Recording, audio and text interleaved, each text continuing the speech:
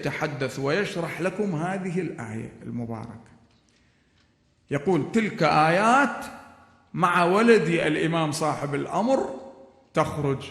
وأول طلوع هذه الآيات اللي أنتم تلاحظوها طلوع الشمس من المغرب. إذا طلعت الشمس من المغرب آمن كل الناس فلا ينفعهم إيمانهم، لأنه يغلق باب التوبة. هذا اسمعها جيدا جيدا، اسمعها. عندك أي إنسان لك علاقة فيه يجب أن توصل له هذه الرسالة. إذا طلعت الشمس، يقول أمير المؤمنين، وهذه أحاديث الكافي وموجود عند الإمام السجاد والباقر والصادق: روحي لكم الفداء يا سادتي.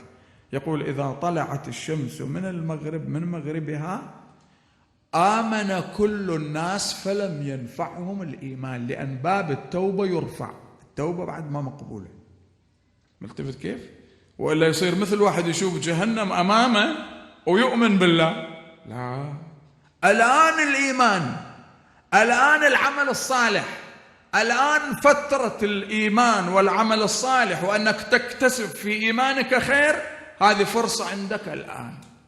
إذا طلعت الشمس من مغربها سبحان الله رفعت التوبة، ولم يقبل من أحد، لم يقبل من أحد توبة. خلاص كل الناس تؤمن. الآن وقت نص الليل شوف الشمس تطلع من مكان المغرب حتى ما تطلع من المشرق، تغير اتجاهها. نص الليل طلعت الشمس وغطت الكرة الأرضية كلها في وقت واحد، في ساعة واحدة. مو الفرق بيننا وبين الشرق الأوسط 10 ساعات و7 ساعات، لأن هذه معجزة.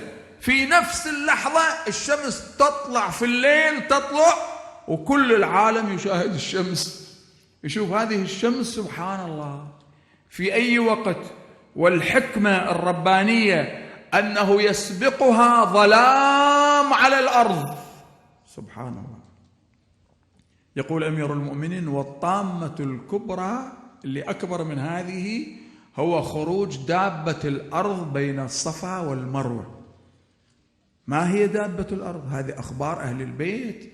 الإمام الصادق يأمرنا بإلقائها على شيعته. يقول لأبي بصير، يقول: يا أبا محمد ألقه على شيعتنا حتى لا يشكوا في الإمام المهدي. ألقه. أهل البيت يقولون ألقه. الآن المنابر يجب أن تأخذ هذا المنحى أحبتي من هذه المدرسة. إمامك حي وأنت مرتبط بهذا الإمام، إمام العصر صلوات الله وسلامه عليه. يقول: دابة الأرض بيدها عصا موسى وخاتم سليمان، فتضع الخاتم على جبهة كل مؤمن فينطبع كتاب على جبهته مؤمن، هذا مؤمن.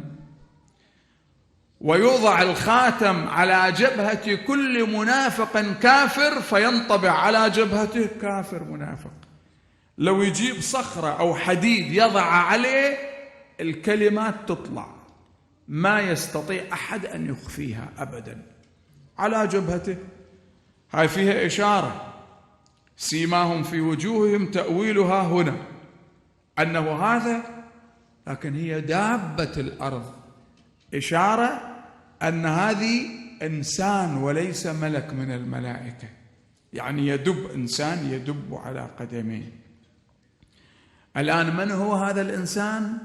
ومن هي هذه الشخصية العظمى اللي تحمل بين الصفا والمروة خاتم سليمان وعصا موسى؟ أهل البيت يقولون أمير المؤمنين علي بن أبي طالب صلوات الله وسلامه عليه.